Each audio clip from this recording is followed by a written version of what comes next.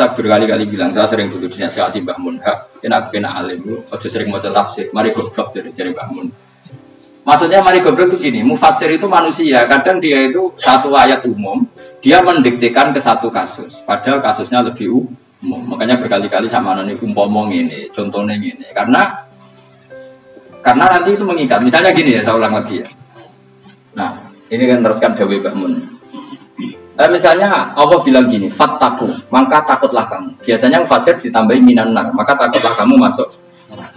Sebetulnya yang perlu dihindari dari kita takut itu, takut salah, takut bodoh, takut terdolimi, takut mendolimi orang lain, takut hidup tidak ada gunanya. Tapi mufassir tentu milih yang populer, takutlah kamu dari api.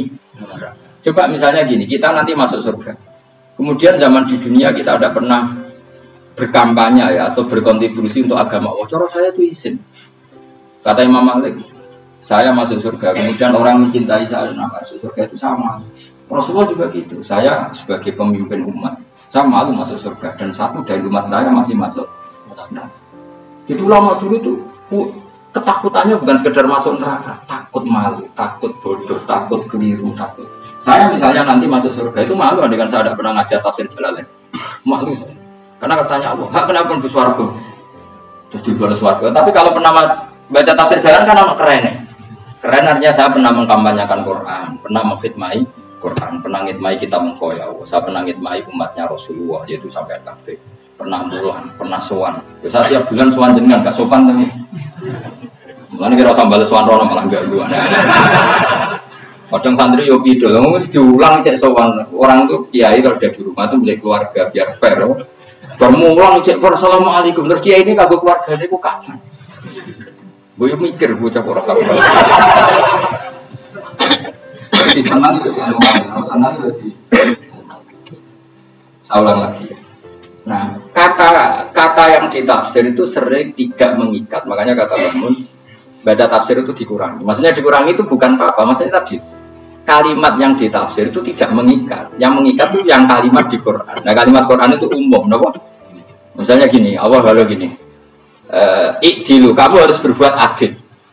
Lalu adil itu misalnya mufassir menafsir, adil itu menyamakan di antara dua orang konflik. Misalnya di MK 01 dan 02 dianggap sama, itu namanya adil. Itu kan dawai mufassir. Atau misalnya gini, Allah bilang gini ke saya, hak kena jadi kiai sing adil. Terus adil ditafsiri orang, adil itu menyamakan sesama murid, haknya sama. Nah, tapi bisa saja adil itu di luar itu semua. Misalnya gini, ternyata adil menurut Allah gini, adil maknanya seimbang, apa? Adil itu maknanya apa? Seimbang. Lalu keseimbangan seorang hamba adalah dia ingat Allah lebih banyak. Karena ini bandul yang benar-benar nyata. Allah itu nikmatnya nyata.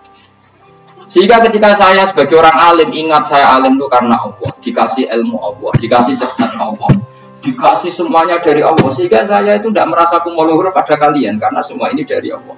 Kemudian Allah sendiri yang memerintahkan, kamu harus mengajar.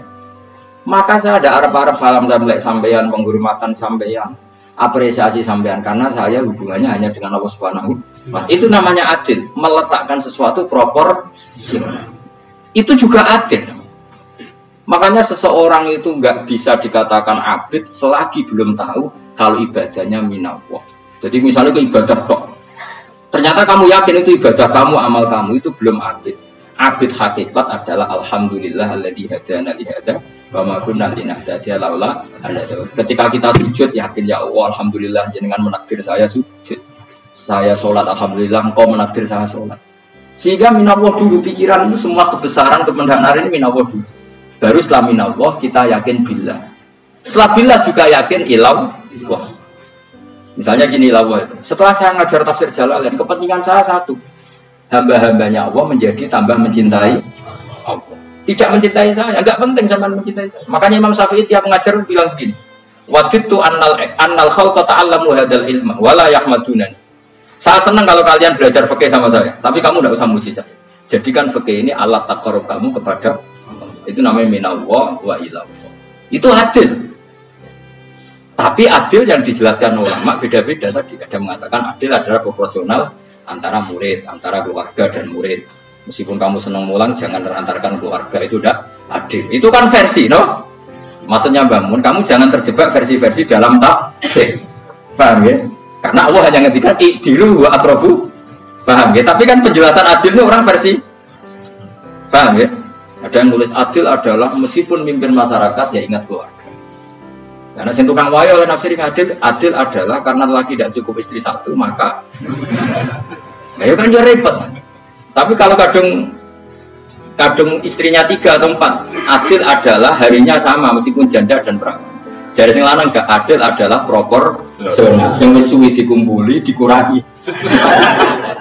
Yang baru ditambah. Ya mungkin kabeh enggak kalau nuruti. Mungkin enggak? Ya, tapi itu kan versi, no?